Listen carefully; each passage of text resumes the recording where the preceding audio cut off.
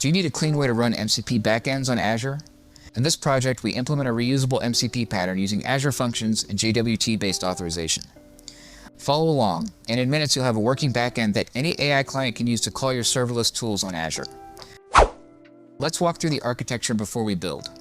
We start with the AI client, in this case Claude Desktop, issuing MCP tool calls over standard JSON RPC. Those calls are handled by a lightweight MCP proxy. The proxy acts as a bridge, translating local MCP requests into HTTPS calls. The proxy uses an Entra ID service principal to acquire a bearer token, ensuring every request is authenticated before it ever reaches Azure. In the backend, each MCP tool is implemented as an Azure Function endpoint. Those functions use a managed identity to query Azure services, in this case Azure Resource Graph, and return the results. So from the AI's perspective, this looks like a local tool server.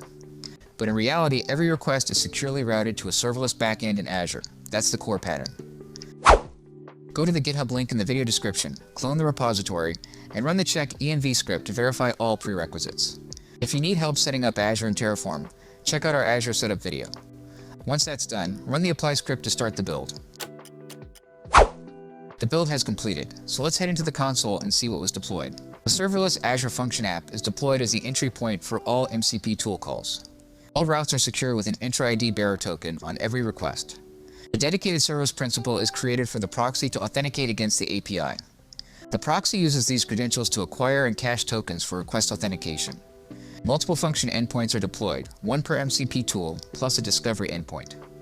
Tool logic is implemented in Python, with each handler querying Azure Resource Graph. A central tool registry defines all available tools, which the proxy loads dynamically at startup. Finally, client configuration files are generated, allowing the MCP client to connect to the backend. First, update your AI client configuration. Here I'm using Claude Desktop. Restart the client and confirm it recognizes the serverless MCP. Now let's try it.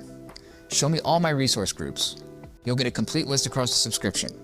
Next, drill into this project's resource group. Now we get a full inventory of everything deployed there. Finally, ask it to interpret what this resource group is for. Here it correctly identifies this as an AI assistant backend. Once you've finished evaluating this project, run the destroy script to clean up all resources.